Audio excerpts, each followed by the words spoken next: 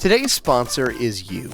If you've ever listened to this podcast before, you realize that we say whatever, no matter what, and that's gotten us in trouble. So if you want us to continue this type of debauchery, this type of content, and this type of honesty, and have what other people won't tell you, we need your support. So on our Discord or Patreon, which you'll find both in the show notes, you can become a supporter, listen to the podcast before they air, and completely unedited. Certainly check it out. Plans, I believe, begin at $2.99 cheapest on Discord. Please consider supporting us. It helps pay for the podcast and keep the lights running. Thanks so much, and let's kick that podcast.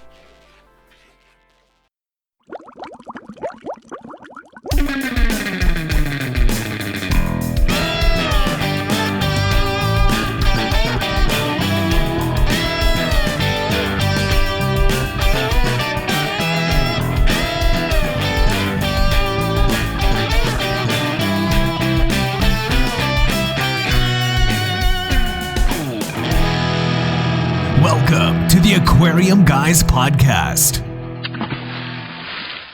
Finally, we're back in the seat. I'm your host, Rob Zols. Hey, Robs. Jim Colby here. How you doing? You looking sweet. Doing damn fine. I love that little shirt you have on there today. Why, thank you. What's it say? Well, before we get there, I'd like to welcome our third host. I'm Adam Lashar. All right, geez. Now we can do this. All right, now I'm wearing a T-shirt that is a test merch line. You like that? This one is Bleach Your Balls. I love it. This is a throwback from one of our episodes back when they brought in moss balls from Ukraine and they came with zebra mussels. So this is a public service announcement that goes out to your homies. But I thought it was kind of cute. So we'll see if we were going to change up some test merch. See how it goes. That makes total sense. You bleach your plants and then hopefully you don't kill them. Bleach your balls. Your moss balls, that is. Today's episode, we're going to do questions and answers. Just go over some emails, go over the Discord questions. Again, if you're not in our Discord, what's wrong with you? Go to aquariumguyspodcast.com, find the link at the bottom of the webpage. Otherwise, it's in the show notes. Click it, join it. You can ask questions anytime, day or night. We have people in other countries taking care of the night shift, and of course, the Americas taking care of the day shift. So get your questions answered, and you might just find your question read on air. Did you see the question that Justin Timberlake got yesterday? I did not. How many drinks have you had, sir? I had one martini, and he's just got out of jail this afternoon. He got just one martini. Just one martini. Did they post the video or no? Haven't posted the video yet. They showed him coming out of jail on Entertainment Tonight, and he didn't look happy. And he refused the breathalyzer not once, not twice, but 3 times. So already he's screwed. So yeah, they're just gonna throw the book at you. Probably. But wait, is that a law federally that if you refuse it, you're fucked? No, that's or pretty much every state. Have their own rules. That's every state they have that rule. Yeah, I know Minnesota has that rule. If you refuse, you're basically guilty. But he was in New York area. I don't know. Yes, they can't make you test, but if you're not going to test, you're by default, guilty until proven innocent. For those of you who've ever gotten a DUI, being me, you've had one. I got one when I was about. And here's the sad part. Is that why we can't go to Canada? No, that's 500 feet away from school thing. No, seriously, Canada, you can't go there. It's off my record now because I couldn't even work for my company that I'm working for right now. If I had a DUI, had to drop it. It gets dropped after 10 years. So, I was 21 years old. I went out for dinner with my mom and dad. Sad. What a lame DUI. It is. My mom doesn't even drink. I sat there and drank with them and had dinner, and then I drove home, and drove home 45 miles. I had 2 miles left. I get pulled over because I was in a 2-lane both ways, and I didn't dim my lights for the cop, and he pulled me over. And I was 0.11, and at that time it was 0.10. And had I asked for a blood test, because your body gets rid of 0.02, because I learned that in DUI class. Excellent. And so your body gets rid of 0.02 per hour. And so had I asked for a blood test and gotten to the hospital and got a blood test, and I had to pay for it, but I probably would have been below 0.10 and not had a DUI. Well, I'm so glad we can share this with our audience. Well, I'm just telling you, people, if you're getting picked up and you think you're on the border, ask for a blood test. Ask for a blood test, and then don't do what I do. Don't offer a semen test. Don't do that. Say, hey, you want some semen too? We just to go over before we get to questions and answers, we got to go over a little bit of news. And we read all of our reviews, and we get overwhelming reviews. Like Not Spotify, I think we're like 4.9 stars, and we have quite a few Really? reviews. Oh yeah, we're very well reviewed. Adam, that's not a 50 stars, Adam. Apple, 4.9. Apple, we're not as well reviewed, and that's only 4.6 stars that we're getting on average in Apple. That's But- because Apple people they're kind of snooty. well, they They have more money. Right, and here's part of the snoot. So my most recent review, or the negative review, is a 2-star one saying, sadly unsubscribing. Weirdly, they put quack noises over the F-bombs, but they've also thrown out the R slur a few times. And that word, for me, is a reason I just won't listen to. I love the people I love in my life have developmental or intellectual disabilities too much to that stay slur. subscribed. Seems like these guys are all genuinely hanging out talking fish. Great information, but you'll get the same information from Corey and the friends at the Aquarium Co-op. There you go. So, Corey and the Aquarium Co-op. I don't give a shit. hold on now. I'm just gonna say, well, that's retarded. So, Settle down. Wait a minute. I think we need to elaborate. There's a difference between retarded as people doing dumb shit. right. And people that are developmentally disabled. And I I would- know developmentally disabled people. I have no problem with them. Right. In fact, in Deer River, there was a guy who was developmentally disabled, and the new kid picked on him. He didn't realize that he was part of the football team, and he fell down 2 flights of stairs after meeting with the football team. Sure. Because he made the kid made the developmentally disabled kid cry in front of a football player. We're not making fun of those folks. Right. We're talking No, about no, normal we're people talking who are about just dipshits. stupid. Right. Yeah. So, But if it offends you that much, go ahead and listen to yeah, Corey. making fun of someone disabled is unacceptable on all levels, and I agree that R word should never be used. But calling your friend retarded because he pissed in his own aquarium drunk, that is the term that we're going to continue using in this podcast. So please unsubscribe. This place is Unsubscribe. not for you. We'll give you your money back. And, We'll double your money back. Absolutely, Corey would be definitely the place to go for your content because it's very much family friendly. This is not going to be. Yeah, and we've got no qualms with Corey. He's family friendly, and we've asked him to be on the show several times. He's not really wanted. This was years ago. He's to me. respectful though. This was years ago. right. I'm sure he hates us by now. Like easily. But That's for our fans. They're to blame. But he is doing it for a living. Okay, Yeah, we're not. we're not. Well, I'm here. It's a Tuesday night. We're not making any money on this. We're done with our day job, and we already. I mean, Jesus, if you listen to the beta fighting episode and realize we're never going to get a sponsor, I don't know what else can make. Yeah, that there clear you go. that we're not doing this for yeah, money. Yeah, if you don't know what Rob's talking about, we have a we just did a podcast that we haven't released yet about bed. Oh, by the time they listen to this, it'll be released All right. for Uh-oh. sure. Yeah, remember We're ahead. yeah, we're pre-recording this. I but forgot. It's post-listen to. It's like this weekend when I went to Cincinnati. They're an hour ahead. Yeah. We're all over the place now. I hear your daughter screaming upstairs. Should I go upstairs and give her some more Xanax or what? What do you guys give her? Xanax. I don't know. No, you I'm get- not a parent. Jesus Christ, I don't think you give that to children. Listen, I'm not a parent anymore. You give racist comedian Xanax. That's what you get. Oh, really? Yes, that's how it works. But Okay. particularly fat middle-aged Jewish ones that used to be on sitcoms. Who'd that be? Isn't it Whiskey. That's what you give children. It's Roseanne Barr. Roseanne Barr. I loved Roseanne Barr for like 15 minutes of my life, and then I gave up on her. All right, back to more fish things. So regardless, we do read all the reviews, and we do want to let you know that even bad ones are read, and we have an overwhelming response of positive ones as well. Thank you for those. They mean a lot to us. Even I liked how the even guys the ones that weren't for you. the guy that said Oh yeah, he doesn't like it. So right here, this is my favorite review, and I did pull this up.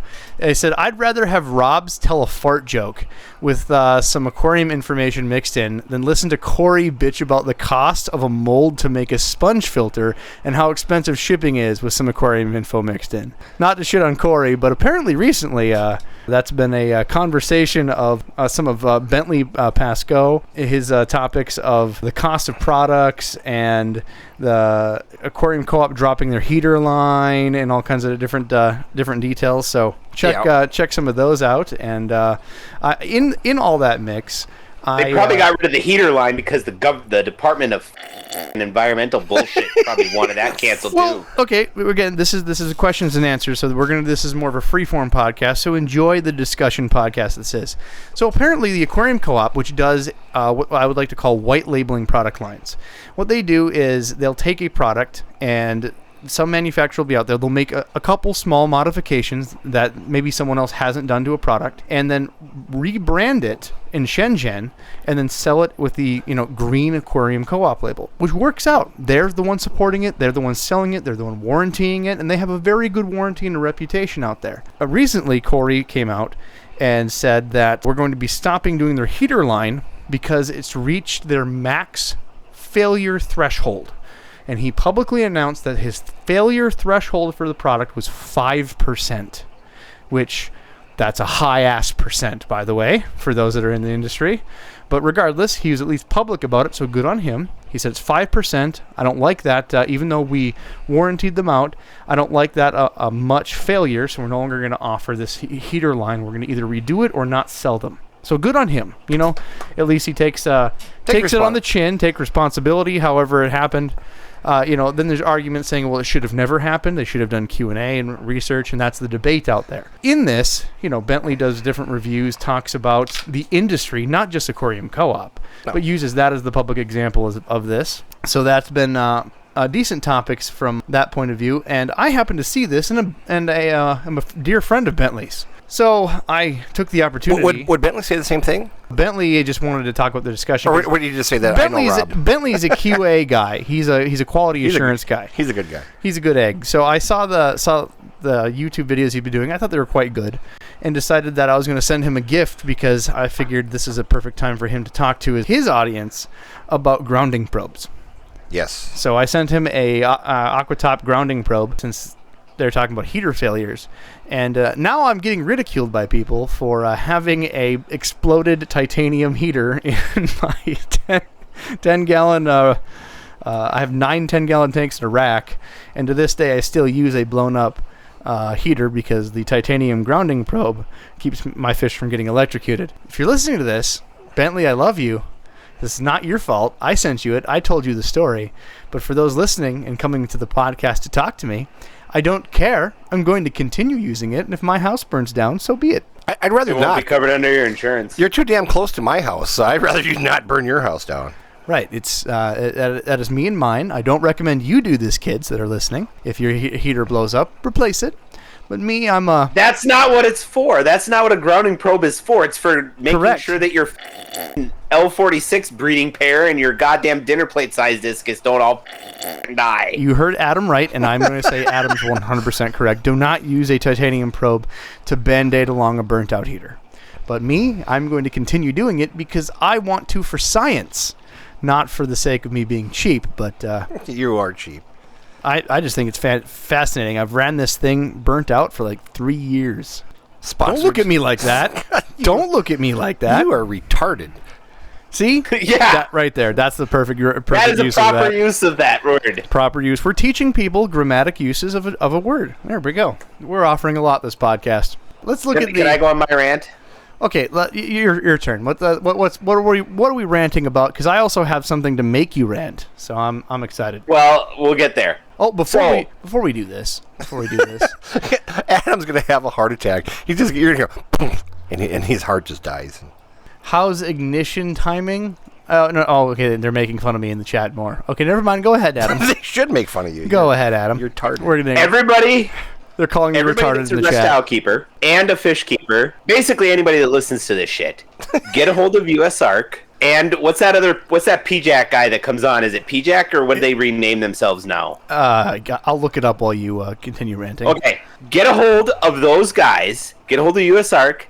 Get a hold of ZoomEd, and get a hold of the PJAC people, or if they're PJAC or whatever the hell their name is. The U.S. Department of Energy has banned ZoomEd basking lights, and basically every light bulb, the 5.0s, the 7.0s, the 10.0s, saying that they're not quote-unquote energy efficient.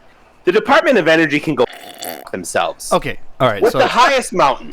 so Because they're Hold on. getting rid of all my shit. They did this to halogen shit last year, and nobody said anything because they're like, oh well, halogen makes kind of sense. It The does. next thing that's going to happen is they're going to get rid of heaters and everything else. And we're all going to be in the You dark. watch. So you're right about this one. So they have a bill to try to stop making inefficient garbage products because there's no reason that we need to have inefficient garbage products. For instance, there's no Can I reason. get rid of the government for being garbage and inefficient? Well, hold on. Let's be reasonable here. Let's talk about the other side of the coin here.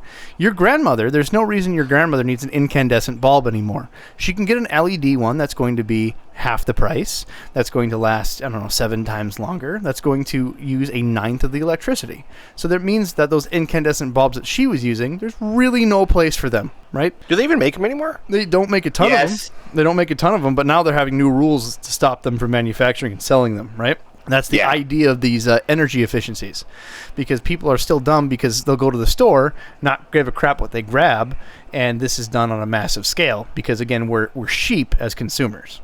So, in the idea of trying to curb the energy that we're going to be using going forward, they're trying to control this. Now, there needs to be amendments, like Adam was saying. So we need to contact, and it's not PJAC anymore, it's the petadvocacy.org is the place to go, but the Pet Advocacy Network. These are your pet advocates, and you need to contact these people about this to have an amendment made that we need specialty bulbs for our pets and reptiles. That there has to be exceptions made for those rulings, for sure. Because when they made this law, they were thinking of how, bad consumers are making lights in their home. Not once was that law thought of how your reptile is going to get the correct type of light so it can live and exist in its terrarium. I don't care. They need to get rid of the whole thing. They walk around Joe Biden. He doesn't even know what day it is every goddamn weekend to tell me everything's fine. The whole goddamn system. Well, the good news, Give me my Adam. goddamn lights. The good news is I just read an article before I came over here that we are about 3 or 4 months away from nuclear world war. So just wait a few minutes. Just wait a little bit That's longer. fine. When did this become a Maybe- politics podcast? I don't know. Adam just lost his mind. No, He, Give him back his light this is bulbs. not politics. All I want is for people to leave me alone and not tell me what I need to do every day. I'm tired of the news telling me I need to vote for Joe Biden and need to worry about the environment and need to not and worry about Ukraine and all this other bullshit. I just want to be left alone. That's all I want to be. in the eyes of Is my animals? in the eyes of telling you Just what to be left do, alone. could you stop at least wearing tighty whities and move on to boxer briefs like the rest of us? I'm already in boxers because tidy whities don't handle my shit. I'm Somebody clip that. yeah. I'm guessing the next thing for Adam's gonna be a straight jacket, and that's where they're gonna come and get him. But All right. you know the way Adam's right. I mean, he should be just like the Unabomber. Yeah. And hate the government and move out into Montana to be by himself, and he could just, from on time to time, he could just mail bombs to people. I'm not doing that. That's not what I'm complaining about. Adam's God not- damn it, I'm brown already. They already think that I know this shit. Adam, I'm sorry, buddy. I'm sorry. We're here. We're here. Like all I We're here want for is you. for them to just leave my animals alone and leave me alone. I don't give a what they want to do. All right. If they want to parade some old and tell them everybody that everything's great, and then some drunk lady and to say, "Oh, everything's awesome," and they want to lie to me every day, that's fine. So I don't care. What's the Just difference? Don't take my shit away. The state of North Dakota just voted on term limitations and voting on how old you could be to still be in the government in North Dakota. And you know what age they came up with? I think it was 82. They need to be done at 60. Exactly. And they need to have term limits of 2 terms. That's it. That's what we- Because you want me to tell you what they do? We do have term limits of 2 for the president, and Mr. Trump is already asking about his 3rd term. So, I mean, they're 2 years difference in age, All right. and everybody's Hold just on. crazy. I'm dialing Crazy. this back. No, we're not. Yes. No, Yes, because I need ice cream. I am not paying for Adam's. I will get you ice cream. Excellent. But all I'm saying is that Leave you alone. leave me alone, leave my his pets shit alone, alone. and let me do what I want to do. As long as I'm not killing people, which they should be grateful happens every day. Hey, Robbie, I finally got this figured out. the whole Adam thing here. Okay. You know, what he's really worried about is his tanning bed, because he's really the whitest guy we know, but he spends so much time under that time, he's worried he's going to take out his tanning bed, light bulbs, and he's not going to be able to pretend he's half Egyptian anymore. He's not half Egyptian. He was 25% the whole time. He's just been using that tanning That's bed. right. All right, I get it. We finally figured it out. I get it. That's exactly it. We're on All to you, right. Adam. So let's dial this back. All right. Let's go back to the aquarium podcast. let's go to a happy subject that won't make Adam rant. Let's talk about the revision change to the names of hundreds of the Corydora category of fish. Shall we? Are you trying to give me a heart attack today? They're changing. Robbie. They're changing the names of Corydores. Somebody apparently has got too much time and too much money on their No, hands. they've needed to do this for a long time, in my opinion. No, they didn't. Yes, they did, because they've come and gone, and they haven't like put a peg on shit. They've taken the name away of Brachius before, and They took Corydorus away and then they put it back. Right. All they did was do exactly what they did 300 years ago. right, and they put it back to where it should be. They finally cleaned it up, and they took a lot of time, and they polished it out, and I believe that they finally did it right. So if you want to check it out, we will have hopefully a link in the show notes. If not, check out the Discord. That we will definitely have the information there. But they have revised all of the Corydoras, and there's a whole Doras species list with all the other sub-names from the micro species of like what we can normally call pygmy Corydoras, Brachius, which are the monster Corydoras, can we say true pygmy anymore? Corydoras. Huh? Can we even say pygmy anymore? Yes, we can. Is that derogatory? Excuse me. This is the podcast that we're holding on to retarded. So we're gonna say all of it. But check out the list. I personally saw the changes, and I think it's been long overdue. I'm glad they did it. Well, that sounds like You want me to tell you how to fix this? what Jim. are we I'm fixing? listening. What are we fixing? You know how to fix the categories of fish and everything in general, like for science, so that these needle dick little quit renaming shit? Holy, he is on a rampage. Wow. We're taking You want me away to tell you how to fix it? your candy. Here's how you before fix this. it. You put the two things together, and you say, do they breed? If they breed and create viable progeny, it's a species. Done. And that's all you need to know. Not, there's one extra scale over here, and then this has got a half a centimeter of a tail fin, and then, look, there's a goddamn extra spot in this line. Yeah, that's not what you need to do. If they can and they can produce viable babies, that's all you need to do. Done. I fixed science, their naming system, and their bullshit. They Wow. do this shit just to get more goddamn money. That's all it is. It's all based on money. Hey, Adam. Holy shit. I have one question. I feel like the Just one. 2-star Yes. review is so validated this podcast. I wouldn't give it 2 stars. Yeah. Adam, have you had sex lately Yes, I have. with a partner? Like we're all Yes. for putting in like for a pool to get you a BJ. You know what I'm saying? I think he first of all he needs some. You need an emotional support hamster or something like Right that. here. You should read the chat right now. Yeah, I'm reading Adam, the fix chat. the science. Editor's going to be busy with this one. Did someone give Adam roids recently? I think Adam's hemorrhoids are bothering him. Is what's going on. After the podcast, No. I'll be worried about more of your Apple reviews. So tomorrow I morning, don't give people, a shit. when you get up, the first thing you should just Google: was there any shooting, or was there some crazed man on top of a freaking building down in southern Minnesota, and just see if Adam Elnashar shows up on your Google search. No, I have more empathy for that from the average human being than that. Average. You don't just go randomly shooting people. You This have to is- have a reason. This to do hate it. is Jesus. strictly for the inaverage human being, Right. Adam. Yeah. That's- And I thought we were going to offend people with the last podcast, but this one is right up there. Have you had your red 40 today? That's a great question. How much Red 40? I think don't- Adam I don't shoved a care. Red Bull up his ass before he came on here and just fired it up. No! Okay. All right.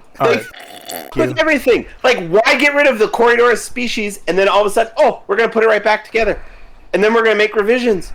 It's just like they constantly change the scientific names and I have to go to Dr. Foster's and Smith to get the goddamn right name of fish anymore. I mean, sorry that things change and we have to add species. and- I am okay with change. No, all that you're they are not. No, you're not. No, Yes, you're I am. not. I bet you come home and your wife has moved the furniture around and you lose your shit. Oh my God, No. the Lazy Boy recliner was over there before. Now it's here and I'm. No, because it makes sense. Oh, okay. If you go and you have 3 fish that look identical each other and produce viable babies, how are they 3 different species? And Nate, explain that to me.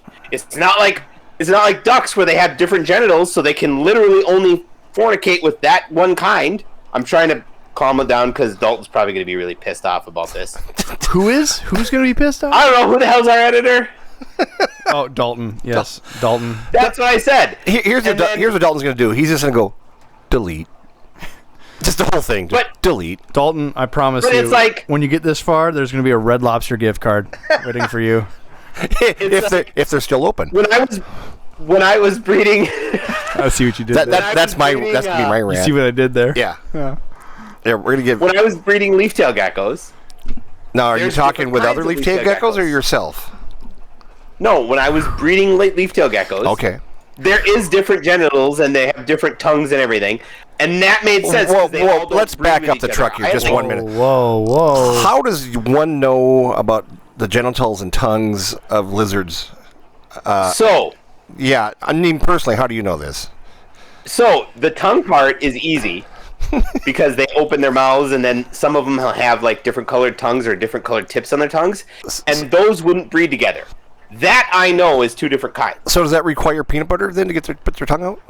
No, this I'll is just in a ask book. I bought the leaf-tail gecko book. Oh, and they actually so- dissected hold on. these, and that's where they figured it out. Pause right here. Pause. Give me one split second because I think there's a moment. You know what I'm saying? Show me your genitals. That's the song that immediately hit my brain when Adam's talking about You're retarded. Continue. Adam's retarded. Continue. I can't believe I'm retarded for being here. All right. Why am I the voice of reason all of a sudden? I don't get this. Anyways, finish up. I've had to be the voice of reason. All I'm saying is that if the animals won't breed together, then there are different species. But if they will breed together, then leave it alone. In that case, there's some stuff in Mexico that's going on Donkey show. that might need some How about that guy in conversation. Wisconsin that got caught making love to a dead deer in a ditch? Oh, whoa. And that has not happened once but twice. Let's get back on the fish conversation. All right, anything else, boys? No, I'll calm down now. Okay. Hey Adam, Do you have any more things for me to go on a rant about? I or got no? I got 2 more things before we get questions. Adam, get All off, right, get off let's the ledge. go. Adam, get back in the house. Get off the ledge. All right, Jimmy, you weren't here. I don't think Adam was here for this either. You see this jar here, gentlemen? That's a beautiful green jar. For those of you at home that don't get to see the jar because you're not part of the live audience, this jar that I have in my hand is a green glass jar with a lid. Isn't it lead glass? No, this is actually. I have to do a bunch of research on this one. I'm well versed because I uranium collect glass? these. It is exactly that, Adam. It is uranium glass. Now, for the kids at home that don't know what uranium glass is, before World War II, in that lovely time period when we figured out, and you probably watch Oppenheimer. Hopefully, you have. I did see Oppenheimer. It was a great movie. It was okay. It was Before we figured out that uranium was a good source of blowing up people, we didn't really have a ton of uses for uranium. So what we do is we use small amounts of uranium for things like, I don't know, the needles in your clock to make them glow, right? Or we'd add it to glass to make it a pretty green hue, right? And all of the glass that was made with uranium was made before World War II, because after World War II, for obvious reasons, all the uranium sources were controlled by governments. So before World War II, I can get uranium. there's so much uranium laying around. People are tripping over it. We got to do something with this shit. Well, I mean, they used it for stuff like this. So this is actually active uranium that I have in my hand, but it's such a low dose that it's supposed to be relatively safe for me to hold and handle. Is this why you can't have a second child? I'm trying. I've been holding this and rubbing it against my testicles, but I'm still not sterile. But it glows in the dark. That's kind of nice. Right. So the way you can test this is you can actually get a black light and make this thing glow. It's actually absolutely reactive to black lights. You can do that to Monica Lewinsky's dress too. So I have found this This was a very expensive piece, and if you find any green glass and it glows underneath a black light, it is worth a significant amount of money because for the obvious reason that all uranium glass was made before World War II and can never be manufactured again. And glass being as breakable as it is, these are rarer and rarer pieces every day. So what's that piece worth? So this piece, I'm assuming, is going to be worth in the department of $150 I'll give you $10. right now. Now this will continue going up as we hold this and time moves on. Now I want to do this before it gets insanely expensive, and I would like to create a shrimp jar out of uranium glass just to see what happens. So I figured I put this out there. I talked about this a little bit with Chris Biggs when he was here, when you guys were gone. So I figured I'd bring it up here on this questions and answer podcast and get your guys' input. I have never heard of such a thing. I mean, I knew that the green glass was made out of uranium, but I never even thought to the point where, it glows under dark lights, and you put shrimp in there, and they grow to the size of Godzilla, and they kill you in your sleep. Well, I think the obvious answers is it's not going to do anything, or it might make the shrimp sterile, or who knows. So So you're right with all three decisions. I don't know. We'll find out what happens, but I figured it'd be a fun experiment. You know what I'm going to do? I'm going to buy you one of those glow bettas, and we'll put it in there and see what happens. Yeah, because the glow bettas do glow underneath a black light, That's ironically. right. That'd be kind of cool. What colors do they have now? For the glow bettas, All Yeah, the neon colors: pink, green, blue, yellow, orange. I just talked Purple. to somebody who said that the glow bettas was one of the biggest loss leaders that they had, and it didn't fly. Nobody liked. I was talking to somebody at the big box stores, No one cared about it. and they said nobody cared about the glow bettas. Now they're all waiting for the glow angels. Huh. Robbie, I'm voting on that. That'll give them superpowers. Superpowers? All right. Yeah. You know what you should do? Rather than make a shrimp ticket, you should get like a venomous spider. Because I'd rather be Spider-Man than, I would Aquaman. too. Than Aquaman. Excellent. I like these ideas. I think I need Let's a get rubber gasket for the lid to make sure I'm not Spider-Man, because I could give a shit less about being Spider-Man. You know what you should do is Robbie's has been talking about getting a vasectomy, and I'm thinking, so after the vasectomy, you take in your sample in that jar and just see what happens. Because they got to test it, make sure all the swimmers are dead. So just saying. Truth. Well, that's one, and then the last piece that I haven't talked about to anybody. So I have a 10-gallon tank in my 9 10-gallon tank rack. One of those tanks I've done an experiment with, and I've tried a new biotope. So you're familiar with different types of famous biotopes, but I figured I want to make my own. And we at the Aquarium Guys podcast have done. I have started a trend for many years that I purchase glass dildos and I put them into my friends' aquariums as a joke before I leave. I've done this to many people. I've done this to the Ohio Fish Rescue. When I went to Ohio, I left it there. I've done this to My wife. Jay. I've done this to Jay in Chicago. I did this to the Flowerhorn expert. I've done this to your wife, absolutely. I did this to Phil and Tamed Waters in the cities. I've done this to a lot of people. It's been a good gag, and then they take that dildo and they pass it on as another joke. So it's like an old school chainmail, right? But I decided that I'm going to make an entire biotope out of this. So I have an entire 10-gallon tank where I have nothing but glass dildos and butt plugs. Oh, that's going to be beautiful. So I got about 6, 7, maybe 8 of them in there. And they're a whole arrangement. So different shapes, sizes. And right in the center is just like a kind of a golden butt plug. It's a lot of fun. So I have it well overgrown with different mosses and free-floating plants, black sand. And I have Did you put the plant in there? a little bit of plants in there. Yep. And I also have a trio of Epistogamas in there. So it's worked out. I've had it running for over 6 months, and it's been a nice biotope. So I'd like to encourage my findings and encourage you guys to go on Amazon, find yourself an assortment of glass, specifically only glass because it's nice and inert, butt plugs and dildos, and if you're an adult, of course, and then put them in your aquarium and hide them in your botanical biotope. And then just when people are in your aquarium, it's so much fun when they're like, oh, what a nice aquarium, and they continually go in and they randomly see hidden treasures all across your aquarium. It really creates a unique experience that you can't trade anything. I can't believe Amazonas hasn't called you and said, "Hey, we're doing this aquascaping, Competition. competition, and we want you to, come here and show people how to aquascape with glass adult toys." Right. It did work with the Pistagamas quite well because they have little territories. Chicka chicka boing boing. And they did claim one of the butt plugs as their own. Really? So, it was quite nice. So if you're raising a Pistagamas, what color butt plug would you suggest, Robbie? The clear ones, I thought they would backfire. They are harder to see, completely crystal clear with no color. They still were used by the fish as a cover, ironically. But I prefer anything that's not blacked out. It has some clarity to it because it shines nicely with your light. And especially in a low lit tank with plants. So, like I said, the golden one, that's like a orange gold clear glass. That was a nice touch. So Hey, Robbie. When you get the cease and desist. Cease and desist. no, that's not it either. When you get the uranium jar that you're going to set up with shrimp, can you put the plant in it and see if the plant gets special superpowers from the uranium? It will be in there as well, yes. Okay, good. I promise you. I like that. So I had some weird success here just recently. Did you? I purchased 24 gold white clouds because I keep reading about how easy they are to breed, and I threw them in a bottom tank at my house, and it's full of hornwort, and I feed them. I don't look at them. The other day I put a flashlight in there to look because I don't have a light over that tank.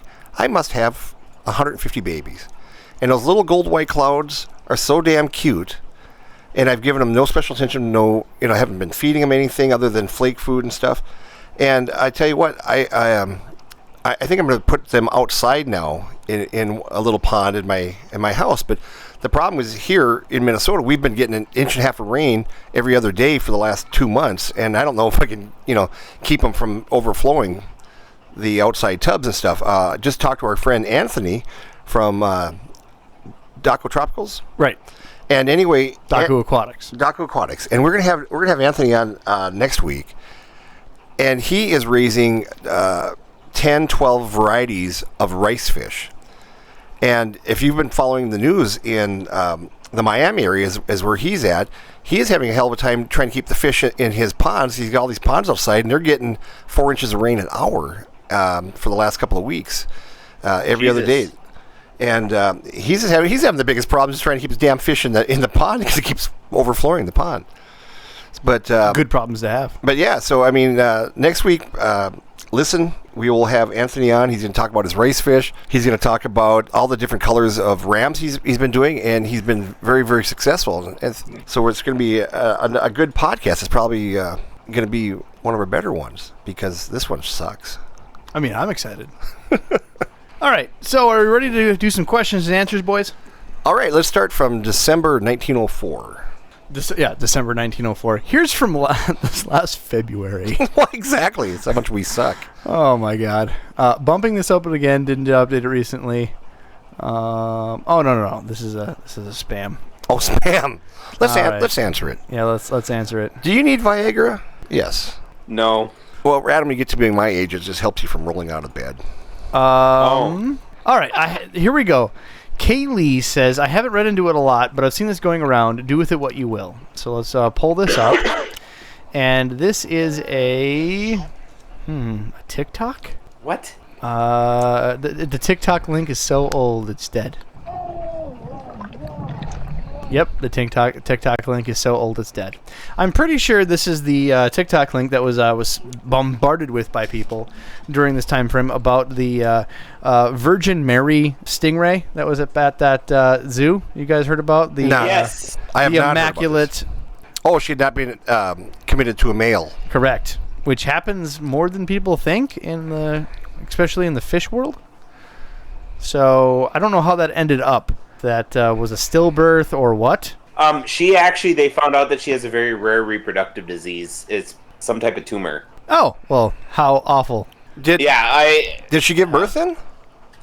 No, she didn't give birth. They actually apparently ultrasounded her, I think, and then they figured out it was a tumor or something. There was a news article on it. I thought I sent it to you guys. Probably. Doesn't mean I You read guys it. just don't read my shit because you know that I'm going on some rant. No, sometime. I think that I didn't read it because it was the 30th time I was sent it that week. I was bombarded with that stuff. Like everybody has heard about the immaculate stingray. Next question. Brown diatom algae yuck. Adelie says, "Hi guys, I've never had brown diatom algae probably in any of my tanks until now. Recently moved into adult pea puffer tank into a 20-gallon high. Got in another 6 juvenile peas in a 20-gallon high. Have terrible outbreak of diatoms. Everything says high nitrates will bring in, but nitrates in the tank both read 10 ppm. I have emerald cories in for each bloodworm cleanup crew. I have another 20-gallon high with White Cloud Mountain minnows, tons of rams, and a mixture of neo shrimp." So when we say tons of things in a 20-gallon high, you're already making me nervous. It's on the same spot. It's the phosphates. Correct. It's on the same shop light and is on for 6 hours a day on a timer, and they're always on at the same time. Absolutely no algae issues of any kind in the tank. All the plants are left with some hefty Amazon swords, sprinkling of crypts. I'm afraid the crypts are slow growers, but the brown diatom algae will shade out amanos, but not sure how the puffers will react to them. I can clean the algae off the tanks, rubbing it off the plants, but it does not seem to work. Rubbing it off is not what I meant, Jim. I'm at a loss. I didn't want to say anything. I don't want to interrupt. I'm at a loss of how to deal with this. Eventually, it'll sort itself out with regular water changes. No. So, to answer this, the water changes are what's continually feeding the diatom algae. You need to stop water changes and monitor your tank closely. In fact, what I'd recommend is starve out the tank. Right, Adam? Either that or if you could put on a UV sterilizer, that works really good too. For whatever reason, up in the Northland, we have this diatom algae always. Do not put a Plecostomus or any type of algae eater. That diatom just shreds their stomach lining, and I see a lot of people buy it for that brown shit, and then they go, "Why did my algae eater die like 3 days later?" Well, because you carved his stomach up with glass, you asshat. That's the proper use of asshat, by the way. I'm just so glad I'm so glad he just didn't go off on a rant on the emerald cory. I thought for sure something was coming with the emerald cory. No, I am trying to help. God damn it, do you want my help or not? I do. I do. Please continue. What? She never said what type of food she was feeding, So just starve it except out. for frozen bloodworms. That's all she lists, yes. Yeah, and I've found that certain types of flake food cause Wardley flake food. If that's still made, that seems to really set off the tank with like algae blooms. But it's not every jar. So it's like one jar will be awesome, and then you get food 6 months later, and then everything's shit. And that's just the way that the food is, 'cause if there's no continuity in the food production. So yeah, starve it or get a UV sterilizer, and that should help big time. So another thing is diatom algae is a type of, I believe it's phytoplankton. Don't quote me on this. And I think so, yeah. It's a silica algae. So their cell walls have to be built by fresh silica in the water line.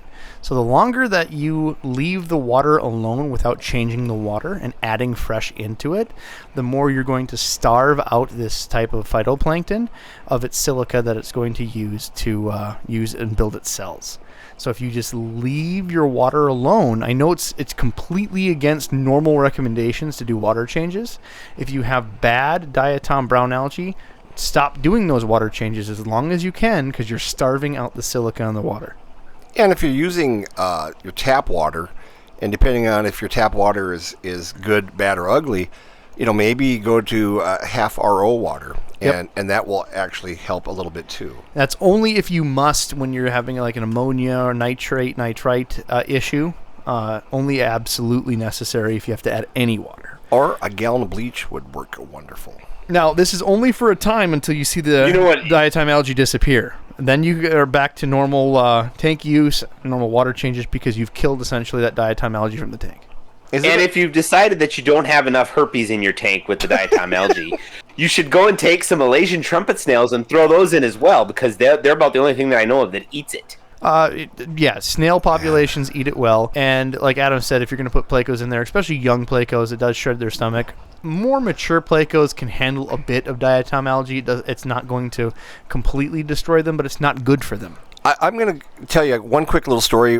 I stopped by the big box store up in Fargo, North Dakota, and I purchased a bunch of 2.5 gallon tanks. was talking to the young guy that was working there, and he listens to the podcast. He said something about, we've got this outbreak of Malaysian trumpet snails, and he goes, I don't know what to do. And I said, well, why don't you try this? Why don't you just start putting a small plate in there in the evening with a little bit of food on it, and then in the morning you guys turn on the lights, just take that plate out and stuff. 7 pounds. They took out 7 pounds of trumpet snails, he said. I ran into him about a month later, just like 2 days ago. 7 pounds of Malaysian trumpet snails that they took out of the tank. He goes, and that's just what we got so far. Yeah. He said, you go into their store and you can see there's 200 Malaysian trumpet snails on top of the sand or the gravel, but you just can't see the 2,000 that are underneath it. And it was just amazing. And he said, yeah, I couldn't believe how much. He goes, I thought you were just full of crap, so we tried it in the one tank. So now they're doing like 6 tanks a night going and bringing out these. And he goes, you know what after you throw them in the garbage, what we learned? I said, what's that? You should take it outside. He goes, yeah, because it smells like Red Lobster. He says after 2 o'clock in the afternoon, all these dead snails in the garbage. Daddy. Well, they're not dead. they're just resting. They're just taking a dump in your garbage. Yeah, they're just resting until they hit fresh water, and then they'll come back to f***ing life. Pretty accurate. All right. Next one, Aquarium Guys Podcast Still a Thing by Corey. Hi, Aquarium Guys. I'm emailing you wondering if the Aquarium Guy podcast is still happening. If there's new episodes, will come out. If not, you can stop reading here. Well, thanks. Thanks, Corey. Though this podcast is not my favorite podcast when it comes to aquarium information, it's my go-to podcast to listening bickering idiots when it comes to talking about aquariums. You're welcome, dipshit. He says, insults aside, I'm liking the parts of the show where you're informational and not just banter. I have to say, Adam's my favorite of the 3, so stop picking on him. You. All right. No, you're kidding. Thanks, and keep up the good parts of your work, Corey. Wow. This guy's a harsh dude. P.S. I think I put a large catfish with an expensive arowana. Just wondering if Rob has experience on the topic. So, hey, Adam, your neighbor Corey just sent us an email. Yeah. Thanks. Go over. I have no idea who it is. Yeah. So you say. This is just Adam's secret email right here. I think he just did it himself. Well, I appreciate your email, Adam. Yeah.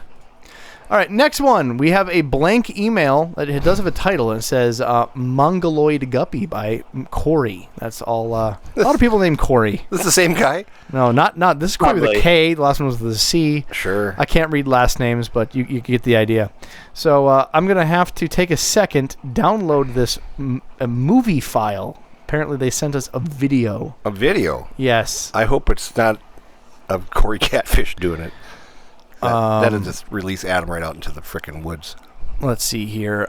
It is in my downloads folder, and we have... Am I going to see this video?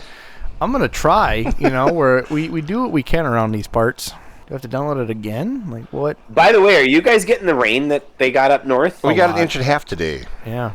And then up north, they got 70-mile-an-hour winds, for those of you who don't give a shit. All right, gentlemen. So in my neck of the woods, the Highway 169 turned into a river. Yeah, a lot of that's going on. What do you got there, Rubs? So looks like Guppy's eating brain shrimp. I know who did this. This is one of our wonderful Discord users named Red Roger. So I'm going to post the video here in Discord if you want to see the video. Did you see that? He goes, hey, that's me. There you go. So this is the Mongoloid Guppy. If you can see that video there. Right here. Oh, my God. What is that? This is a video of a guppy attached to a guppy. Is that a Siamese twin? Yeah. I mean, I feel like that's a racist term, but, we say retarded, so we're those people. Retarded Siamese twin? Okay. That's not the correct use. Oh. Shame on you. Sorry. All right. What's happening is we have conjoined guppies. The guppy on top, apparently, is fully developed, and the guppy on the bottom that's still completely conjoined at the stomach is half developed, but still has fully featured fins, and it's just upside down. So imagine a guppy connected belly to belly, and they're both moving, both swimming, both breathing, but their organs are connected at their gut. Call Ripley's Believe It or Not, because they'd buy 6-legged cows and stuff. They'd buy that in a second. So we've had... Wait, is one of them a male and the other one's a female? It's hard to tell. Mr. Red Roger actually is in Discord live with us right now, and he says they're both male. Interesting. So the story of this, in fact, I'm going to get Roger to invite to speak. You're welcome to join us. You don't have to join us to speak, but I did at least put the invite out there. Joining us live on the podcast, Mr. Roger. Welcome. Hello. Hello. Welcome. How you doing? You're live on the air. So we spoke about this before, Roger, and you had this guppy here, and you asked questions about it on the podcast, and I've seen this a time or two, but I've never seen them live to full term. So this was sent to us, and we talked about this in the Discord. I'm going to see the date of the email that you sent this to us. This was at March 1st. So now that it is June, middle of June, how is this conjoined guppy doing? Yeah, he's still alive. He's a lot bigger now. The bottom one has no head and just the red part on the tail and like a little swollen body you see, but its little front pectoral fins move around. It's pretty cool. And how long has this guppy been living since birth? Ooh, when did you say I sent that email to you? March. March 1st. He was probably about 3-4 weeks old then, so... So that by far has been the longest lasting conjoined guppy that I've ever seen like this. So good on you, man. And thanks for sharing that one. Have you had anything else like that happen? Is it just this one time? No, that's actually the first one, and I don't know, man, I breed thousands of guppies, so Jimmy, actually, if you're interested in it, I've never shipped fish before, but you can gladly have it. You know what, I would take it on the road, like one of those traveling psycho shows. What do you call those freak shows? They don't do those anymore, basically, Oh. not since 1910. you No, know? I will tell you that I was at... If you're going to say Walmart, then that doesn't count. No. Okay. No, we were in... My wife and I were on a road trip, and we stopped at this little county fair because she wanted the corn dog, and they actually had a freak show. Are you kidding me? This is 4 years ago. And, Wow. And we went through They there. still do freak shows. Yes. I'm just into midget wrestling. That's all I want to come back in our area. That's my thing. Your thing. But yeah, I tell you, that's crazy. And so it's basically a headless bottom, both males, Conjoined fish. conjoined fish. Now, for those of you that have That is have crazy. fish like this, especially in live bearers, I have seen premiums go for certain fish that have conjoined, like maybe a tail sticking out of something, and these anomalies generally are culled out. So if you're a professional breeder and you don't want bad genes to go through, you don't want those genes to continue. They just cull them and move on. That's a mistake, and they rinse and repeat. There are a Yeah, group I get it. I'm a shitty breeder, thanks. No. I'm giving the information of like what like show people do, because they don't want to have like a certain reputation of like intentionally breeding those things. So they do. I'm Show telling people will also take their losers and throw them right in the fucking garbage. I'm telling you not to do that, because I would keep that thing forever. there's a group of people online that give you a high dollar for these anomalies if you can make sure they're stable.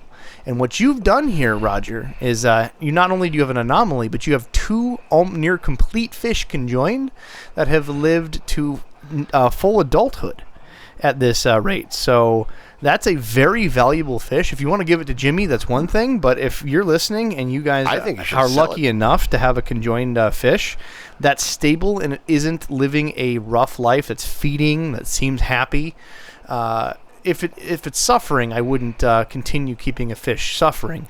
But if you have a fish that's healthy, feeding, active, and it's fine, those can go. I've seen people, pay a couple $100s for an individual fish for an anomaly. Wow, So that's wild. So, we'll talk about the wire transfer later, I guess, or something like Yeah, that. well, small unmarked bills, non-sequential. We'll send that right away. clearly.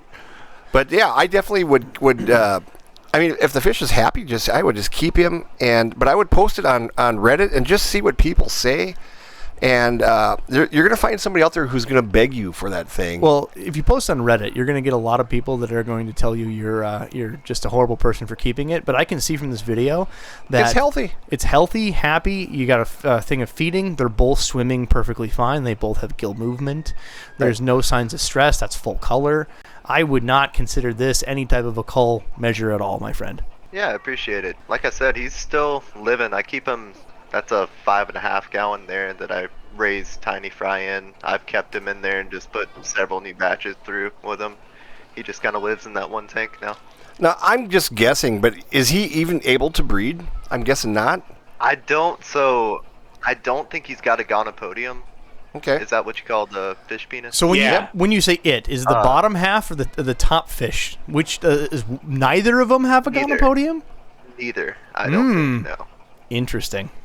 That'd be a great scientific study that maybe some scientists would. If it does die, take pictures of the of it on a plate or something for all of us for science. on a plate, on a hefty styrofoam. I mean, think about it. You see those people in, like the vet, like an old school vet clinic, and they have cow fetuses of conjoined twins and formaldehyde in a jar. I mean, look at Yeah, Ray- and back in the day, they used to put people in zoos. Hey, Hey, come on now, come on. you belong to Probably the zoo like today. doesn't make it Jurassic right. Park route, cast it in acrylic, put it on a cane. My God, I would There you pay go.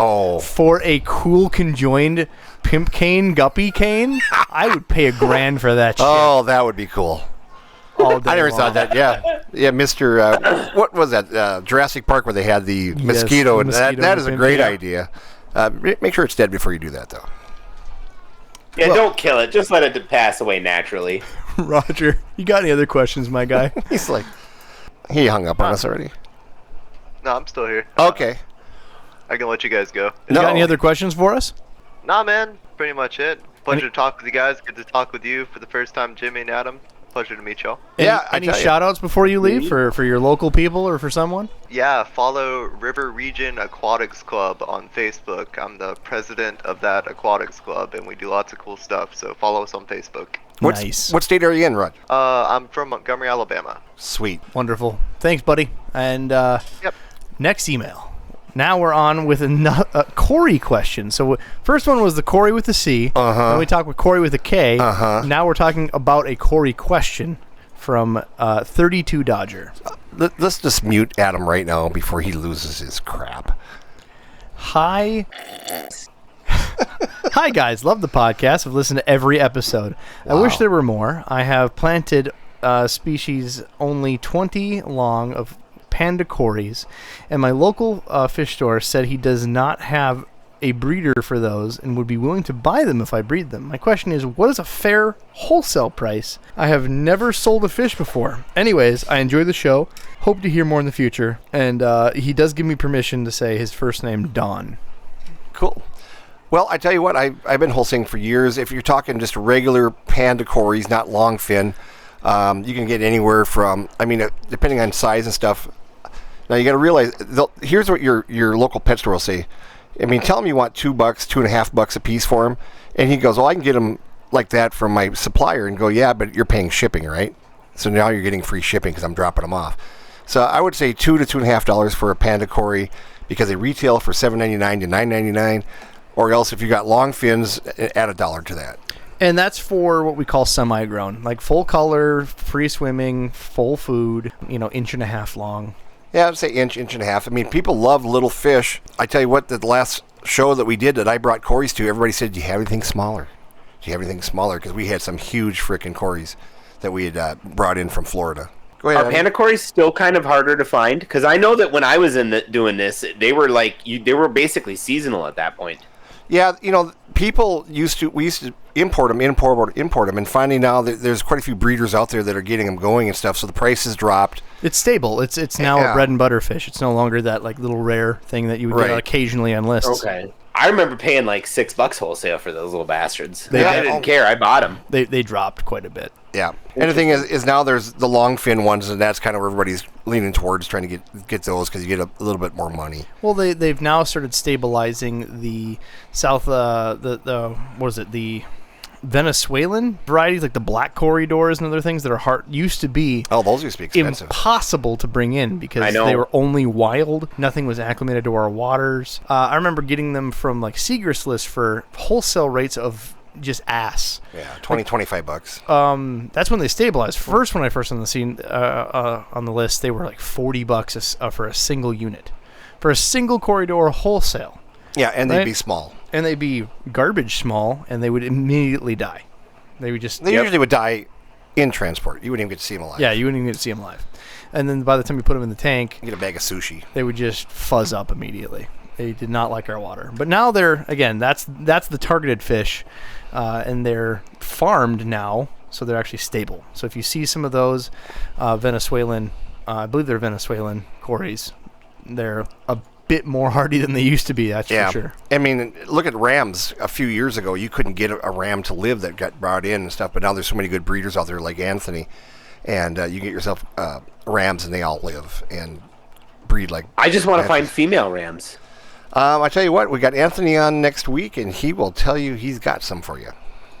Sweet. And I did confirm they are Venezuelan Cories, by the way. Well, unless we've changed the name recently. The name's changed. Yeah. They're still Venezuelan Cories. Well, until Venezuela is not a country anymore. That. So, okay, just so people are more interested, you can get orange corridors, like orange lasers, but then you can get orange Venezuelan Cories, which are much more beautiful. Generally, they retail for $50. That gives you an idea. I like the when they named them laser Cories from like the... You remember when... The line. They want a shark with freaking laser beams. Freaking laser beams. All right. Do they still do the green ones? Do they still have the green laser Cories or Yes. no? Yes. Yep, absolutely. Okay. All right. Love this channel. Isaac says, hello, been keeping fish for less than a year. Wanted to stop by and say hi, guys. Hey. Let me get through the workday, especially Adam's rants that get... but this man gets more pussy. Why is he so mad at Aqueon? Exactly. Wow. Wow. Just kidding. All jokes aside, I need some help with my 10-gallon. I've had algae bloom for 2 months. For sake, I can't get rid of all of it all. All the parameters are in order. I have 8 female betas, 3 tetras, and 1 flame gourami. Bro, you have way too much shit in your 10-gallon.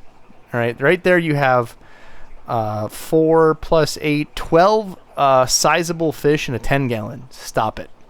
You should be taking that and moving them to like a 30-gallon, 40-gallon easy. So I can tell you right there, there's problem 1. All right, moving on to the email. I realize that I may be a touch overstocked. Oh, good.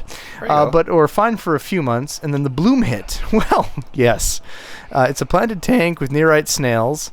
No, I don't have clown vomit. Clown puke? For substrate. I currently have 2 1-gallon tanks and one Wallstead tank and 1 big box filter 1-gallon tank. A 20-gallon with tall guppy, 20-gallon tall with guppies breeding, 40-gallon breeder with tetras, serpes, snails, dojo loach, a 55-gallon with 3 golden wonder killies. Holy hell, it just keeps on going forever. There's a whole list of shit. I'm passing it. I'm sorry, brother. He's got a quarantining fish with a problem, not jinx myself, blah, blah, blah. Talon Gallon is the one that's kicking my ass. So all the other tanks are good. The one that's terribly overstocked that you're listing is the problem. Take out half the fish, do a water change, and continue on. I guess my question is for the aquarium guys, is the smaller tanks are just harder to maintain than bigger ones. Yes. Yes. You have yourself a smaller bioload. It's a delicate bioload. If you have, like, for instance, overfeed in that, your bioload can't take even the smallest screw up. A big tank, you can have 3 dead fish and bury them in your substrate like Father Fish wants you to, and it's not going to matter. Whereas that 10-gallon tank, you put just a few extra flakes, and it will crap out the whole tank. So smaller tanks are always going to be harder than bigger tanks, contrary to popular beginner's belief. So immediately take out. I would put for your 10-gallon, just leave the 3 tetras, 1 flame gourami, and get rid of all the betas. I like that you mentioned Father Fish. I've been watching him a little bit, and I like him because he's just a little bit like me, where he's just kind of lazy. I love Father Fish to death. He's just but I have to admit that people have to take him with a grain of salt. When you're going to talk to a person that's been doing fish their entire life, and how old is Father Fish? He's got to be, what, in his 70s? Probably. Getting close to 80? I don't know how old he is. Well, if we're going to find out he's 40 when he shows up in our front yard. Well, he's doing f***ing terrible for 40. Right? I love you, Father Fish, to death, but you're doing terrible for 40. But you have all this experience. You have a way that you're doing things because it's been the way that you do things right. Trying to convey all the minute nuances that you've taken for granted for doing this your entire life and teaching this to the broad audience doesn't work all the time. So if you're teaching this to advanced aquarists and you're telling them, hey, you should put dead fish in your substrate for fertilizer, people like Adam, Jimmy, and I can understand the nuances of putting dead fish in your substrate and going, yeah, it can work. But we automatically know that there's repercussions for that. We have to know our bio load. We have to know what the spikes are going to do. We have to know that we now have to feed accordingly. We have to know what that's going to do. Whereas novices are going to read that and be like, Father Fish told me to do this. And the guy with 8 betas, 3 tetras, and a Grammy is going to stick a dead fish in the bottom of his 10-gallon and watch it all Crap it shit out. out. Yeah, and if you look at Father Fish's tanks, they're all beautiful, but they are all very heavily planted. And understocked. Yeah, all of them are understocked. And those plants will eat that stuff up really quickly. But if you've got plastic plants, you're just asking for trouble if you got a small tank like that. So if you haven't done this for at least 5 years, stick to Aquarium Co-op content. Father Fish is for us. It's been in this bucket for a while. You know what I'm saying? You know, if I was listening to this podcast right now, I'd go, you know what? I'm just going to quit listening to these guys. I'm going to listen to like a cat podcast. Man, okay, Bentley Pasco, right? A dear buddy of mine. We spend a lot of time on the phone. Every time, just to piss him off, what I'll do is I'll just I'll tell him to we'll say like, hey, good night, man. I'll talk to you later. And then what I'll do to sign off is like, bury a dead fish in your tank, and he'll just like, fuck you. So it's our meme because I do it works, but there's caveats. All right, moving on. Bury your dead fish out in your yard. Yeah, bury your dead fish in the yard. All right, Dario asked about new episodes. Hello. This isn't Corey again? No, there's going to be Corey's more. Don't worry, Okay. they're coming. Hello, Robs, Jim, and Adam. My name is Dan, and I'm in Calgary, Alberta, Canada. Yeehaw! You poor guy. You poor guy. Well, hey, It's beautiful there. it's beautiful there, and he doesn't. It is. He doesn't have to deal with our politics. That's Texas with dental. You know what I'm saying? All right, so I've been keeping fish for about 45 years, and I've recently found your podcast, been binging and enjoying it. Wondering if you guys are doing any new episodes. Thanks, Dan. And I said, glad you're enjoying it. Our Patreon and paid Discord members have more unreleased episodes that are also unedited. Oh, so you're trying to upsell him? I did. You're a dick. So if you're listening to this and you want to listen to these podcasts unedited, uncut, and unfiltered, check our Patreon page or go to Discord. There's $2.99. Discord's cheaper than Patreon. I'm going to let you know right off the get-go because they take less from us. So go to Discord, $2.99 a month, and you have access to our entire library of the unfiltered podcasts and unreleased podcasts. So if it's taking us a while to get the episodes out, you can listen to them before they're aired. So come check it out, and we're slowly you getting never know back what in the you're gonna groove. This is the most stuff that we've done in the summer for a long time. yeah, Usually in summer's the summer rough for us. Yeah. I mean, here in Minnesota, it gets nice out for like 40 days, and we go outside and just stare at the sun. And honestly, this is the only way we support the podcast because Lord knows we're not going to have sponsors ever again. No, not after the beta podcast. No, we're over. So thank you for your patronage because you're the only reason we can keep paying Dalton anything, for sure. Tate wants to know, hello, first let me say love the podcast, found it digging while doing a podcast project and love it. You're all very informative and Adam rants are great. I have Adam got the whole neighborhood to write in. That's pretty cool. Adam has a fan club. We don't get that, Jimmy. I have a few for me, and especially directed for my sister. So here we go. All right, first one. Oh, is he asking for a friend? Is about dragon fin tetras, and he also has the scientific name. I'm familiar with these. These fish are found in the book of Exotic Aquarium Fishes in the 19th revised edition by William T. Ines. This book is from 1939, and the most info on them I can find. Do you know anything about them, or does Adam know if anyone can ship them in the United States? You know a guy. He says legally. Hang on. Let me look these up. What are they? He has a scientific name from 1939, so this may have changed, but I'll post it in. I guarantee you it's changed. I'm going to post it in the chat. What's it called? What's he call it? Dragon? Dragon fin tetras was the old school common name. This is an old shits. I've only seen this once, and ironically, Jimmy, you brought them in when I was a kid. What are those? Interesting. You brought these in when I was a kid. This came to Benjamin I Franklin. know that I've seen these before. Yeah, I've seen them. I actually haven't seen them. I wonder probably since then. What are people calling them other than that? Show me a picture of them, Robs, because my internet's shit. Well, how am I going to show you a picture when Your internet your internet's shit?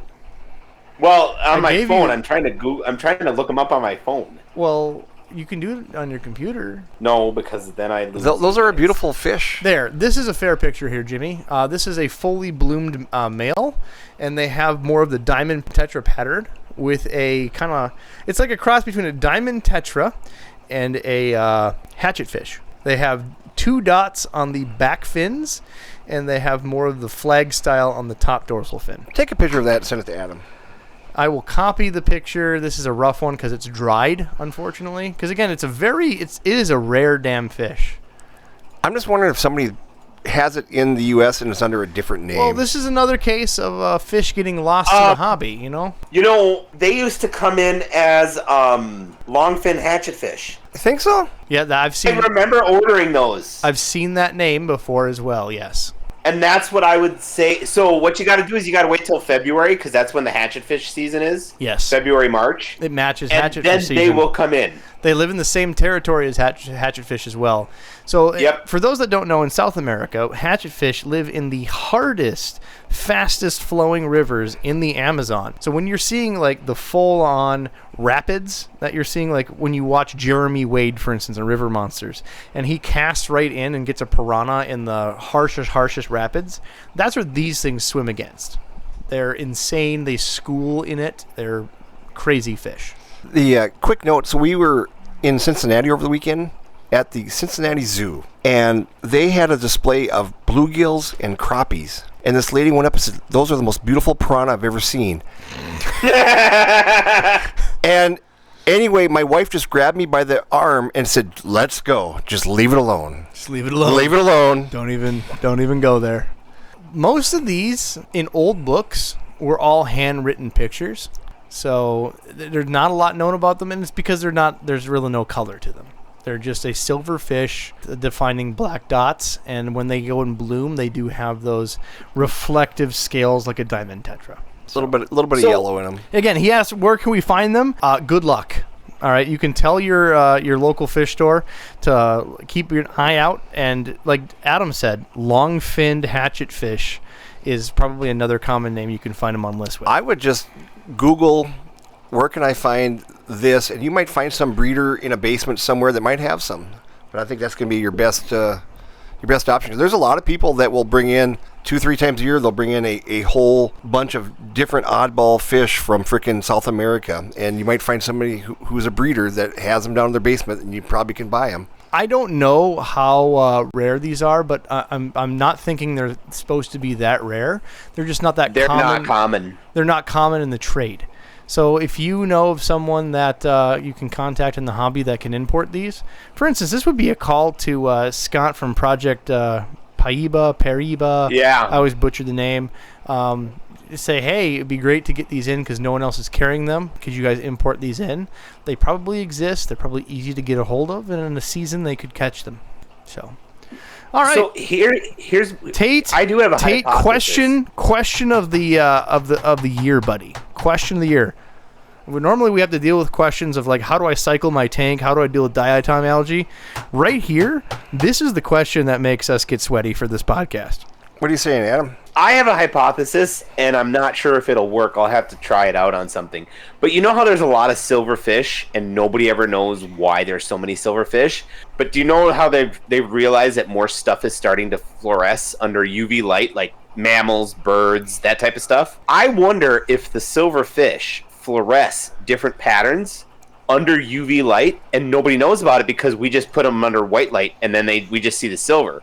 I'm wondering if you put like a blue UV, a UV light on them, kind of like the glowfish, if they would have different patterns and different spots, and then we could actually see what the fish look like. They've done tests on this and showed cameras and watched a school of silvery minnow type fish like this go across, and it just shows the same reflections that would make from small waves above. So that's essentially what people think they're trying to do, is they're schooling and they're trying to mimic themselves from a fish below looking up, that they would just be camouflaged into the waterline reflections. That's generally the tentative idea, but you're right. Like, what type of UVs, what type of lighting, what changes it in their natural environment? The things that we don't know because we are not fish. We don't look for it. Right. All right, this is not his only question, but damn it, was a good one. All right, second question. I'm setting up a 36-gallon bow front. I'm resealing the seam that exploded. Is it possible? And is this possible? And is one EBA? I don't know what that means. EBA? Yeah, must be a type of fish. And is one EBA 1 to 3 Sedonus catfish and one smaller Placo bristle nose perhaps? I think he's asking for fish recommendations. What the hell is an EBA? EBA. I have no idea. I've never heard of that Fish. shit. Electric blue anaconda. Oh, here it goes. Electric blue Acara. Acara, there we go. Anaconda. No. I was close. All right, so he wants to know electric blue Acara, Big 3 Sedonus catfish, and a smaller Placo, all kosher for 36. Yeah, that doesn't seem terrible at all. I would not put just one blue Acara. I would put, 4 in there, but they don't. I mean, that would be a maxed out tank, a canister filter, because that's going to be a decent bio load, especially with Sedonus growing full size. The last one for my sister. In your opinion, what's the most beautiful freshwater fish in the hobby? If someone says endlers, can you punch them in the throat? I will punch people right in the throat. All right. Adam, you first. I am partial to wild-caught discus. Like the greens, the blues, the browns. You always I have. like natural-looking fish. Yeah, you've been that way since I've known you. I mean, I remember you, when you owned your pet store, saying, can you get me this brown discus? I'm going, you're a dick, but yeah, I'll sell you one. And I bought them, and I was happy. Yeah. You also sold me the lionfish that almost killed me. That's okay. I know. We're over that now. I mean, who's keeping track? All right, Jimmy, what about you?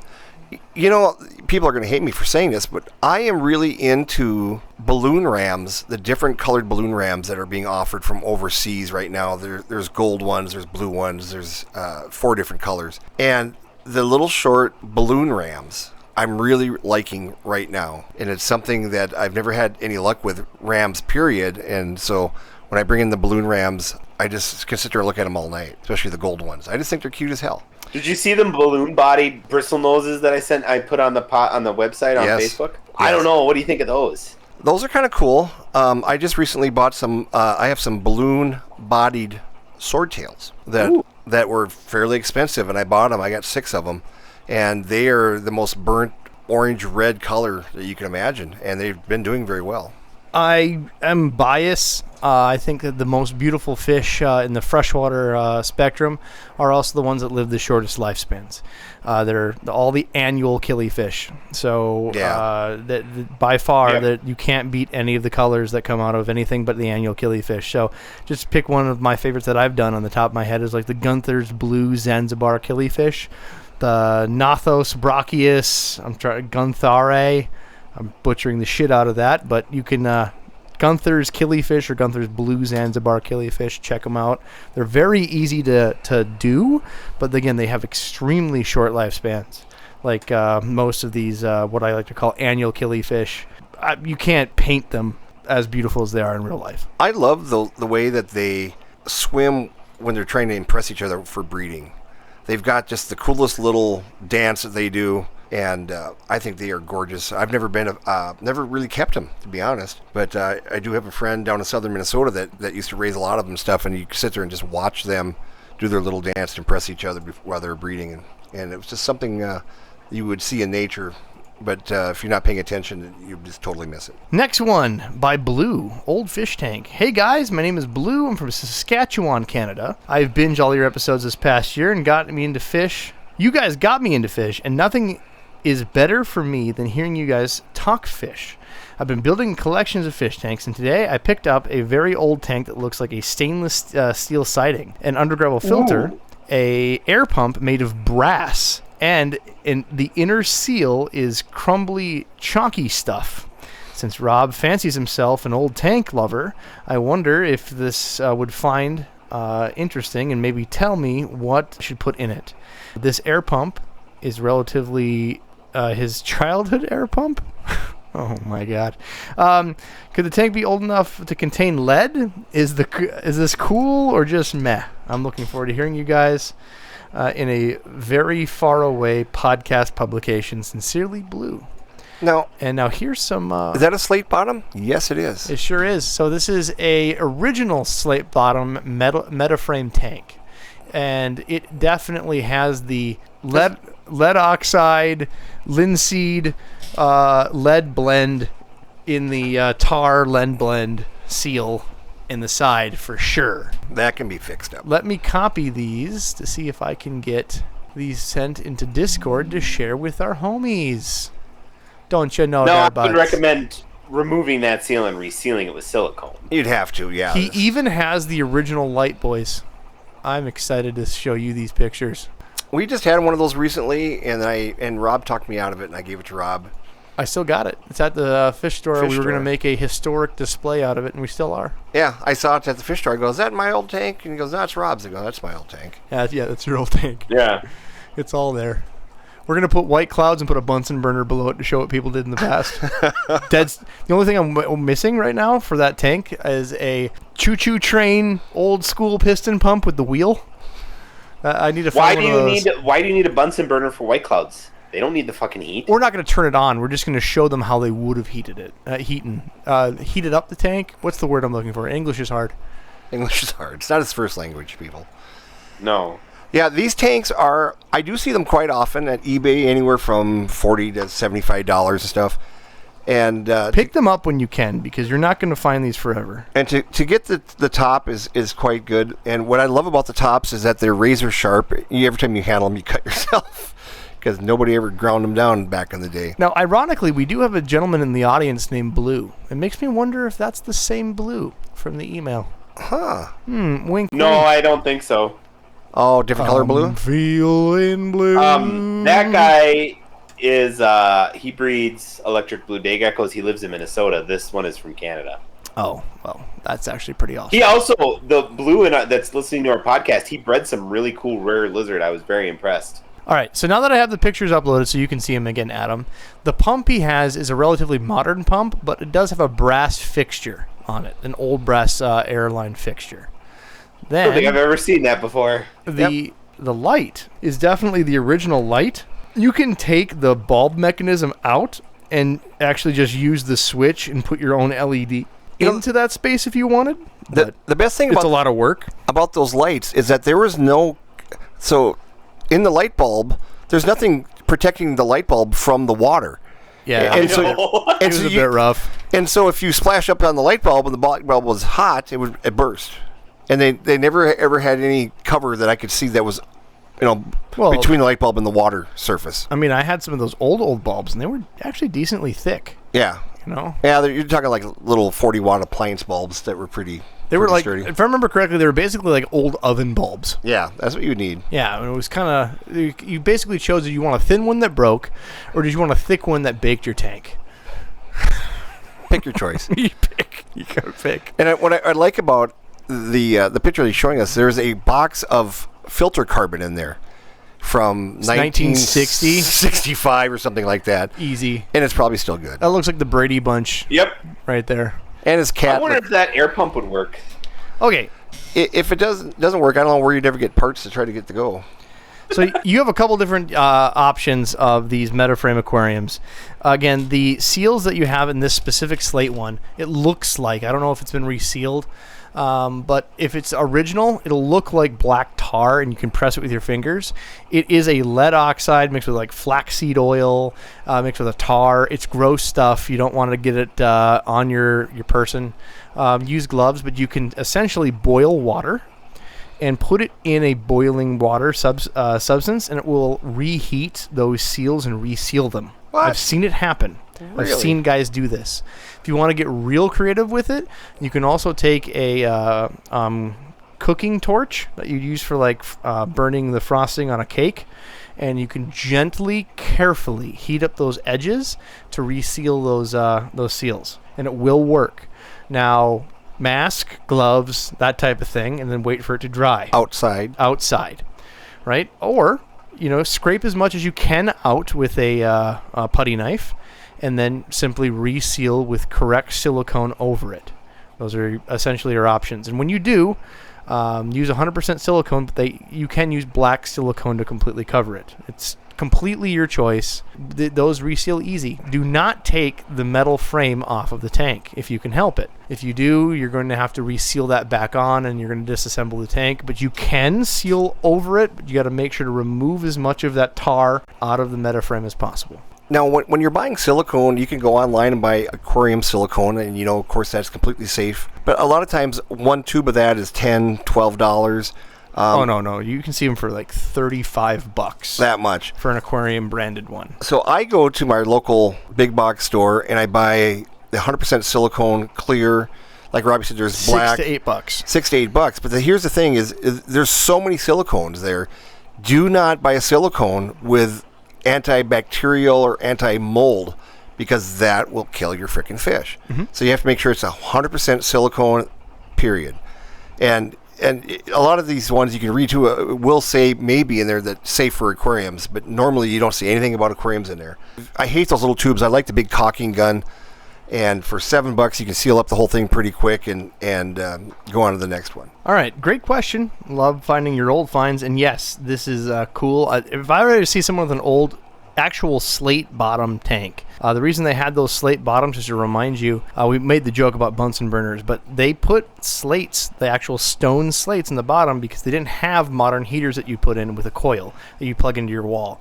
So how they would heat those specialty tanks is they have a small Bunsen burner below, just like you have in your lab kits that you did in high school, and they would heat the tank with a little flame, or even sometimes they'd use a candle if they wanted a lower, more controlled flame. And that's how they would keep their tanks warm, especially in the evenings in a colder, draftier home. My grandmother had one of those tanks, and she had, and I can't tell you, I've never researched this and stuff, if you even buy these anymore, but it looked like a little, I don't know if you're familiar with these little heating pads that you get to put in your nursery for your plants, where you warm up the plants underneath. But that's how she heated her tank, is she had a small, little, thin piece of, I don't know what it was. It wasn't plastic, but it sat underneath the tank, and it was plugged in all the time, and that's what heated the tank through the bottom of the tank. It was like a little heat pad. Kind of interesting. I don't know if that was something that came with the tank when she bought it, or if that's something she came up with.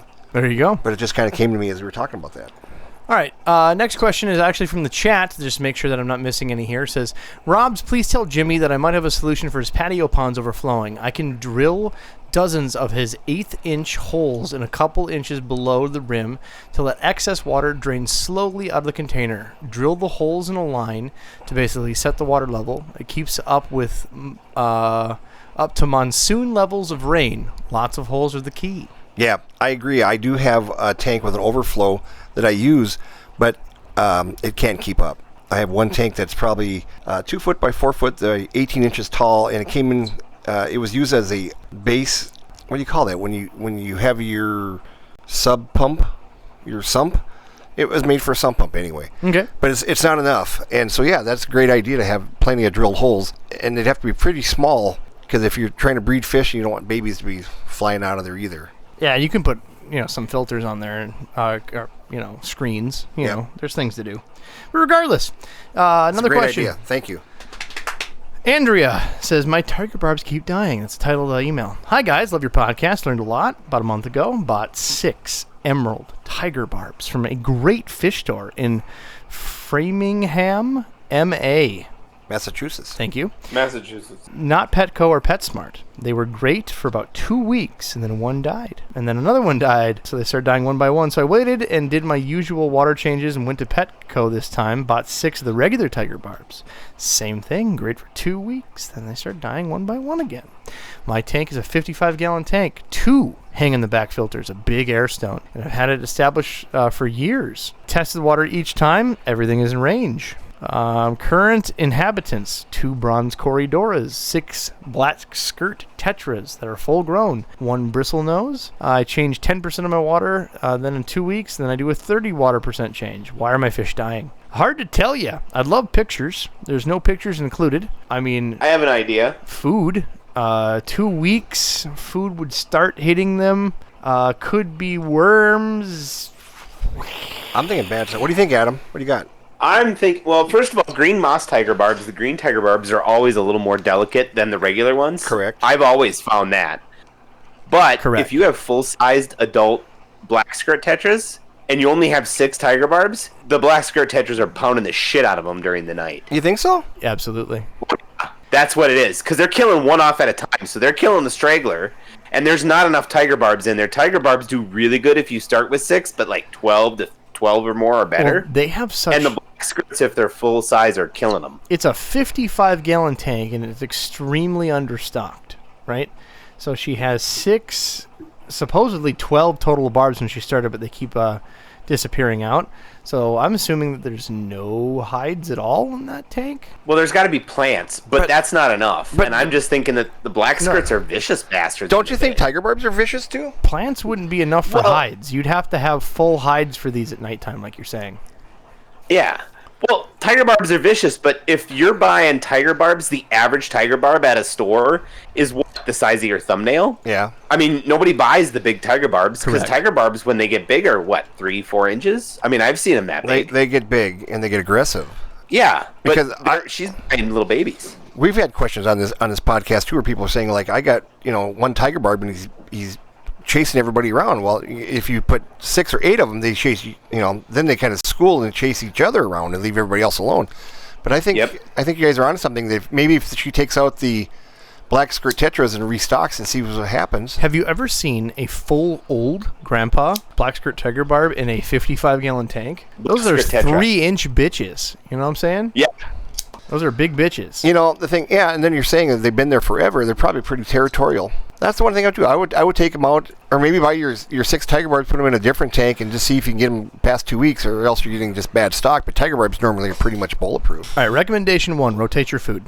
That's just to rule it out, right, as a possibility. Recommendation 2, get some hides. Not plants, hides. You're going to want stuff where they can actually swim into, that when they're small, that when they're chased, they have a place to be safe at. And then 2, get yourself some angelfish. Even if it's just a pair, that's enough to calm down the aggression of black skirt tetras. I don't know about angelfish because the black skirts will tear the fins in the It's got to be, they got to be sizable angelfish. You can't get like equal size. You got to get bigger than the black skirts, and then you'll be fine. So let me get this right. If I have a lion eating my dog, and then I should get get a tiger. Get a tiger. And say, F you. That's what you do. And then I get an elephant to eat the tiger. You're just adding more insult to injury. You need something. What she needs is like at least a dozen tiger barbs that are bigger, or even a couple of clown loaches. Something needs to be in there because those black skirt tetras are the pain in the ass. The black skirt tetras, is if they're left alone, they will become the dominant source of the tank, and they will be aggressive. If you put an angelfish in there, angelfish won't necessarily chase the barbs around, but they will stop the black skirts from being so dominant. Give it a go. See what happens. Otherwise, just take those damn things out and put them in a different tank for now and see how that. Yeah, I would goes. just bring in your tiger barbs and some people give it a even put that put a screen or a divider and just put them in timeout land. Rob, see how that goes. that's called You know what else might segregation. work? You have to segregate your A shits. pair of cribs. Pair of cribs. You know what would really work Kansas. is like maybe 6 red-breasted piranhas, and that'll take care of all your problems. Yes, that will fix And then it. a year from now, you'll have one big piranha left. That's it, with one eye. Jimmy got lost and about breasted, so forgive him. I said breast, and I just lost my. That was just gone after gone. that moment. What else you got, Robs? Hold on, I What do you- think I I'm- deleted our last one by mistake. You're a dick. I'm a dum dum. I need gum dum dum. I did delete it by mistake. Oops. God damn it, Robbie. Yep, I'm Bring it pulling it back up. So here's the problem, boys. That's the question. Holy crap! Holy shit balls! This is our last one of the night. That's what this is. It's gonna take longer than that. This is what we call the finisher. the finisher. This one says it's for Dr. Fish. Should we save it for Dr. Fish, or do you? I would save it for Dr. Fish. Oh my God! He We have has a personal- 5,000 gallon display pond. Oh my lord! Wait, hold on. This is from March, and he has his cell number in here, and it's from a nursery. We better answer this one and bring it back to Dr. Fish. All right, let's get it done. Phil wants to know. Hello, guys. I'm a fan of your podcast. I've been working through your backlog for a while now. I've heard several Dr. Fish episodes by now and figured I could ask you guys for help. I work in a nursery at a water garden department, and we sell live koi and goldfish and have had major problems for the last 2 years. Our system consists of 2 segments, 9 outdoor tanks, 4 indoor tanks. The tanks are approximately 100-gallon plastic blue floor drains and a 250-gallon pump with water through a Lugana canister filter to the back. This is going to be a long one. I'm going to try to do my best. Each has an air stone equipped. I'm going to see if we can burn through a little bit of these. So he's giving us all of the specs of these tanks. They use the same nets, blah, blah, blah, stocking levels. The problem started in 2002 when we would have a fish begin to randomly develop gaping ulcers. And the two inside tanks we treated with salt, melafix, formaldehyde, malachite green chloride, crystal clear whiteout. Note some of the chemicals are part of medications, not just the raw ingredients. But the point is, the only thing that helped was the occasional melafix treatment. Really? We ended up losing the fish. Melafix is awesome. We ended up losing the fish. Water changes, both heavy and light, extra salt, turning off the water system, all led to no results. We eventually led to shutting down because it became a death trap. Last winter, we flipped the tanks out, removed the brass floor drains. Both have been fine for years. They were corroded pretty bad on the inside since the source had been the issue. Plastic or steel. Last year, we had our worst die-off yet. The inside tank still had issues. Even with the new floor drains, we ended up draining, leaving the empty most of the summer. The outdoor tanks had still had major problems. Fish would randomly start falling in one tank and be dead in 3 days. Oh, poor guy. These guys have had tough luck. Suddenly, whenever a good tank was hit, but stop affecting others, symptoms would vary widely from tank to tank. Some would have terrible ulcers, intense dropsy, fin rot, blisters, redness of the skin, mouth deformation, no symptoms at all, and then suddenly they'd be floating.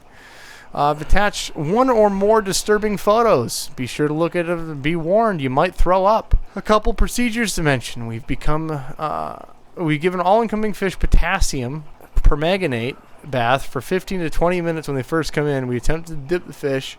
Minimal success, not zero. We do cycle each tank, cleaning ammonia and bottled pond bacteria. He's got like super herpes. What the hell is going on here? So he goes in lists of all the shit he did. It is amazing that these guys have thrown everything, the whole entire book at him. It's paragraphs of shit, guys. Paragraphs of shit. Do you see anywhere in there where they have UV? No. Hold on, let me go back to this. I don't see any UV. I would UV these guys forever, all day long. Cold water. I see nothing about it. Okay, continuing on. I'm at my wit's end. I don't know what to do. Any guys' information would be appreciated. I've been Aquarius since I was 7 years old. I only hire staff who are Aquarius. We're already down the basics down. Genuine concern for the fish's well-being. We use proper hygiene procedures. We use Morton salt in 25 or 50-pound bags. Oh, this poor guy. I love the podcast and listen to it off in the car. Keep up the good work. Thank you for your time, Phil. What do the fish look like? I'm getting there. Please keep my last name out and our nursery confidential. Of course. We did that from the beginning, buddy. And of course his contact number. Okay, so now here's Jesus. These poor fish. All right, so for those that don't see that, we'll pull the pictures up here. I'm downloading them right now. But you know that like stress ball squeaky toy where you squeeze the thing and the dude's eyeballs come out? That's what this looks like. That's what he's looking like he's doing to the fish. But it's not. It's just that's how the fish are. It's just insane. So let me post the couple pictures he's got to the Discord. When I first started importing, bringing in goldfish and stuff, the ones that have come from overseas are in completely different water than they are around here. So first of all, I would suggest getting somebody, and maybe you already are, getting it somebody local. There's several good goldfish people in the United States. Second thing is, 11 diseases can be controlled in goldfish by the use of salt. And he's using a lot of it. And anyway, 2 to 3 teaspoons per gallon is where you probably should be at. Third, I would UV the living crud out of these tanks, and then thirdly, I would disconnect. It's not like the tanks are connected. I would probably discontinue connecting the tanks and try to run them all individually because you have less option of failure. Because if they're all together and somebody comes in with some sort of weird herpes, it's just going to go from tank to tank to tank to tank. It sounds like these tanks are disconnected, but there's a lot of water systems and there's a lot of details. So after the podcast, I'm going to actually fine-tune through all these notes. But I'm going to give you a call, buddy. You're going to know this before the podcast comes out, of course. But, yeah, holy hell. You know what that might be? It might be like a poisoning of... It sounds stupid, but I'm just wondering if it's like a fertilizer poisoning.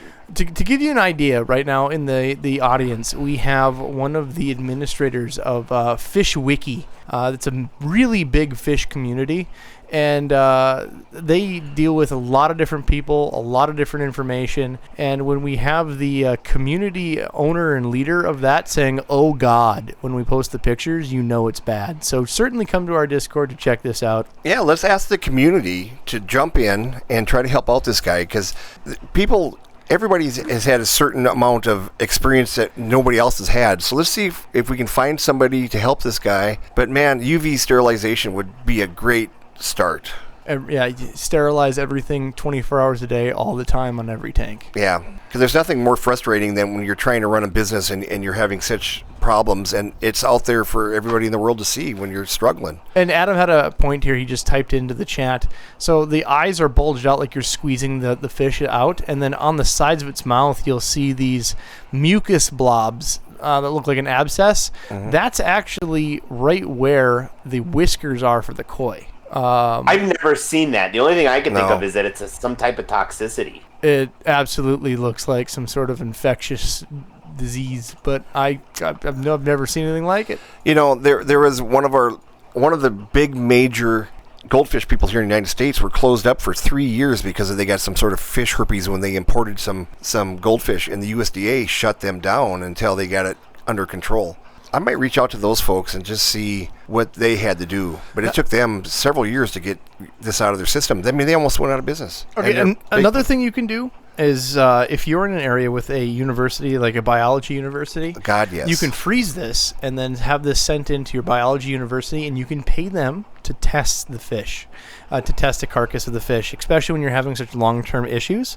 And they can find out, again, if it is a carp herpes, if it's something like that. Carp herpes does not display like this. I can tell you that this bulging, this pattern, this issues, this is something beyond carp herpes. But if you're worried about certain diseases and it's continuing like this, utilize your research, especially if it's business, because there is resources at hand. Like even with reptiles, I have friends that are worried about certain diseases. You can send those into reptile vets with a dead body, and they will test certain diseases to make sure that's not going to spread to the rest of your pets. And I can't remember what state it is, and it doesn't matter. But if you're looking for somebody who knows fish, you might want to contact Florida, because they have more people down there that know about tropical fish than anywhere else in the United States. Well, I'll be in touch with you. This is a big one, and hopefully we'll have some sort of follow through, at least vaguely on the podcast to let you know what we found. But anybody out there listening, throw your best 10 cents into this thing, and let's see if we can get some help for these guys. All right, let's go to a warm and I fuzzy. wonder what Dr. Fish would even say. He'd probably go, "Holy shit." Honestly, I'm gonna get this sent to him. We gotta queue up a Dr. Fish episode soon. Anyway, it's been a while since we've done one, but that's because we've done 6 episodes, and I mean, there's a point where we're just gonna be redundant on some questions. This is not a redundant question right here. This is where we can collect a bunch of these questions and bring Dr. Fish back on for another episode. So I mean, this might be a kind of a thing. Remember when guppies were just, you couldn't get a good guppy, and then they found out it was, a gram positive and gram negative bacterial infection combined. This might be one of those deals too where, are these imported fish? I don't know. Are they local? Oh, imagine how horrible this is for them. They're fish experts. He hires fish experts. And he's it's proud money- of his business. Money out. And money now out. his employees are putting on a condom when they go to work. You know what I'm saying? This is sad. It is. Let's grab this here. This is our chat where we ask questions directly in the podcast chat, where you can get answered day or night. So it's called the Ask for Help section. So I'm going to have you go through any of these, Jimmy. What looks good? Well, I see one from 5 days ago talking about the gourami gender on the dwarf gouramis and stuff. All right, dwarf gourami. They're asking, is this a female? And of course, I don't know. It's a what they call powder blue dwarf gourami. And from what I see, I don't know how to sex gouramis that well, so I just put male because I know they, as a common, Let me they see always it. I believe it's a female, just looking at it. copy image, send to Adam. The usually a male has a longer dorsal fin. I mean, we've only got one angle of the fish and stuff. She seems to be rounded on the bottom. I'm going to just @message Adam so he sees the post. What do people think? Send it out to the people. I put male as a just a I'm guessing female, but question. You know, I got an idea that we did 50-50. one of us is right. One of us is right somewhere. If you have issues IDing a fish, sexing a fish, we do that here in the podcast as well. We have plenty enough people to give you a good hive Where mind. the hell are my messages? You'll see a little notification of a new message there, bud. Well, I'll let him find that, but continuing on, let's go with Oscar advice, shall we? Don't.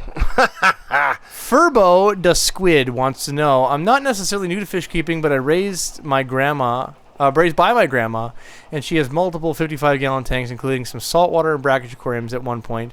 So I'm aware of the work that goes into it, but reading articles on Reddit leaves me a lot to be desired, and it's impossible to get straight answers. That's true. With that being said, my first question is, 75 gallons suitable for a single Oscar or not? If you can't get that answer in Reddit, what the f***, man?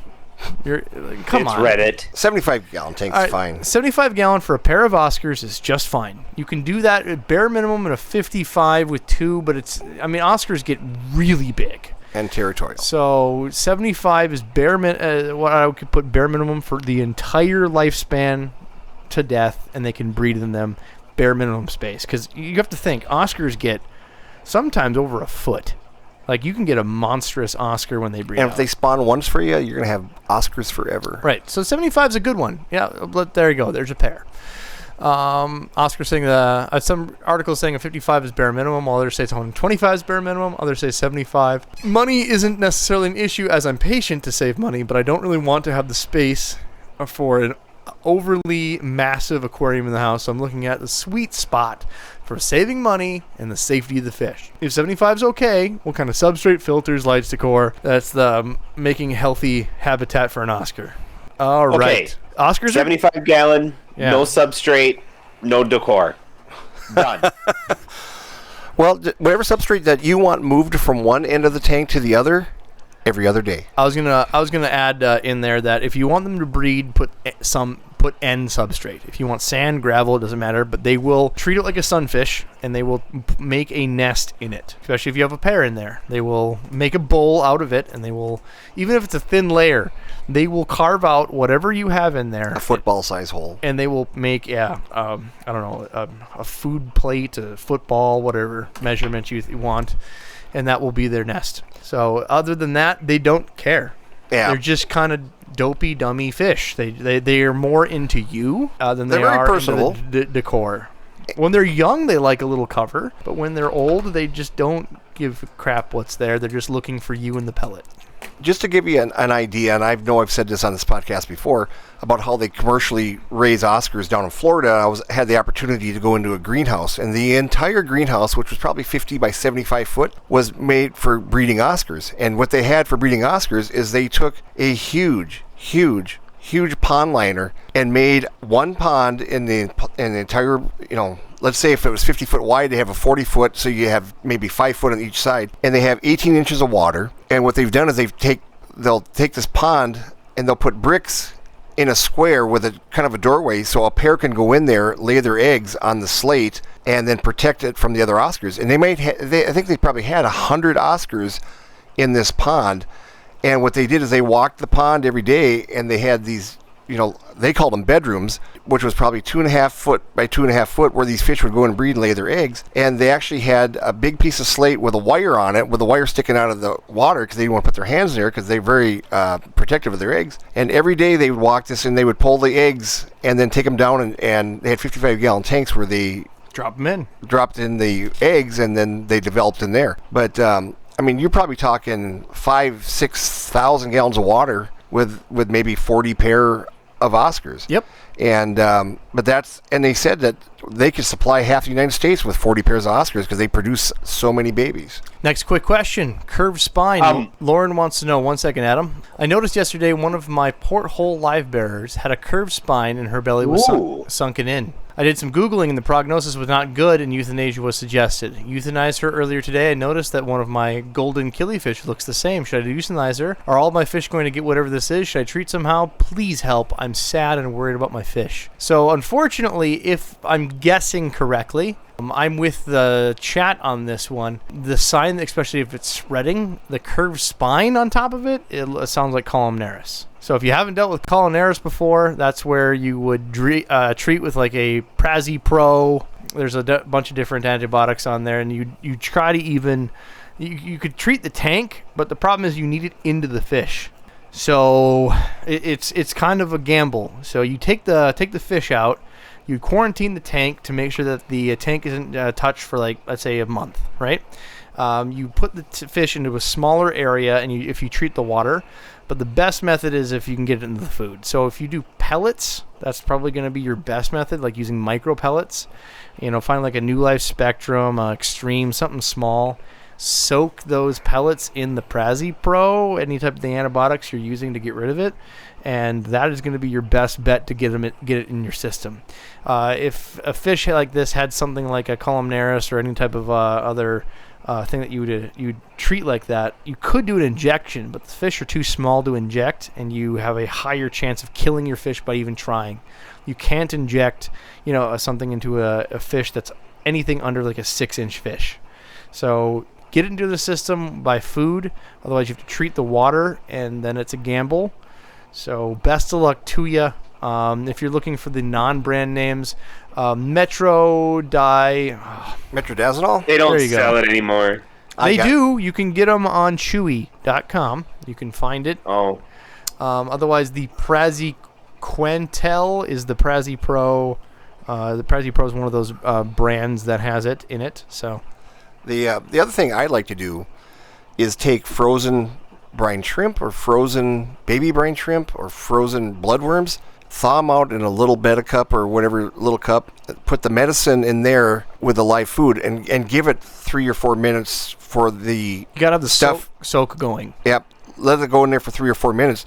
You have to realize, 'cause as soon as it hits the water, it starts dissolving, so these fish have to ingest it very quickly. So just a very small amount, and try to direct it to the fish. But I had great luck with that with angelfish by putting it into their bloodworms. But with this fish, of course, much smaller, you probably want to use baby brine shrimp or something. But It's still a mixed bag because when you use the frozen and you thaw it, it's a wet product, so it's not going to soak as much in. So if you can, use a freeze-dried bloodworm, and then you can crush it up. So then it still is almost like you're feeding a flake, and that freeze-dried bloodworm is dried out and will soak in that medication a little bit better. But because it's not that frozen food, it's still harder for them to hit it. So, you try what you can get done, and you get lucky, stick with it. Garlic guard. Garlic guard. you are a garlic guard guy. It works. Also that gourami is a male. I'll guarantee it. You think so? It's got the nuchal hump, and then also I've never seen any female gouramis like that have that much color. Usually the front half of them are silver, or even that belly, they'll have that silvery sheen, and then the back half will be whatever color. So if they're honey dwarfs or the orange ones, they'll be like a yellow or an orange or even a blue, but it'll be very, very pale, and they'll be mostly silver. They kind of don't, it's like gouramis are just like betas. They look just like betas, so they're males. So you think that one's a male? You think? Yeah, I agree. I think it's a male because I know after talking to some of the gourami breeders down in Florida, they use the same color female gourami with a different color. The flame reds, the powder blues, and the striated. They're all using the same females with the. So they're using the specialized males with the regular females, and all the females are pretty drab. All right, so in the chat here, just want to do it before we wrap this up. We have Yoglet that disagrees us plainly with the Oscar comments, saying that decorate your tank, make sure that you have a natural foliage, and do it. Have plants, have tannins, have a log in there. But I'm telling you that your Oscar doesn't give a shit about what's in there. It's good to have plants. Yeah. It's good to have plants. It's good to have tannins. It's good to have things. But your Oscar gives zero shits, brother. The thing with those guiding things is they rearrange their tank all day long. Here, Joglet says she dug a pit in the corner. Elsewhere is fine. Yeah, because that's what they do. All they do is nesting. If you removed all the plants, all the logs, all the beautiful decor, which, by the way, your tank looks great. Beautiful. They'd still just dig a nest. They don't give a shit about what you have in there. Although I'm happy you have plants because it removes the ammonia, the nitrates. I wonder how much maintenance is with that tank of keeping the plants planted. And probably not a lot, actually. It's probably a lot less it's than only we're one. giving. So he's got one Oscar in there. Yeah. I don't think there's a problem mean, with it if it's one, but if you get a pair of them, then that whole tank. Let's put it this way: the plants help them do less water changes. Yeah. You know, Are that's they what that's live or are they doing. plastic? Oh, they're live. That's live. They're live. I like the driftwood in there. Yeah, so it's I just like the pothos out of the top. right there. He said that she messed with a few plants at the start and then stopped, and now doesn't mess with plants at all. So acclimated to the plants. Love it. Put a male in there and see how much fun that is. There you go. It'd be a rock orgy. Well, guys, you got questions? You know where to find us. Discord. Email us, and emails apparently take 6 months for us to answer. Yeah. So do Discord. Discord's faster. Only 3. Don't be offended. Yeah, don't be offended. Discord's faster, but if we will get the emails, we are now caught up on emails again. We'll see you in the next podcast, guys. Kisses. Thanks, guys, for listening to the podcast. Please go to your favorite place where podcasts are found, whether it be Spotify, iTunes, Stitcher, wherever they can be found. Like, subscribe, and make sure you get push notifications directly to your phone so you don't miss great content like this. I'm already in boxers because tidy whities don't handle my shit. I'm Adam, have you had sex lately? Yes, I have. With a partner, making love to a dead deer in a ditch.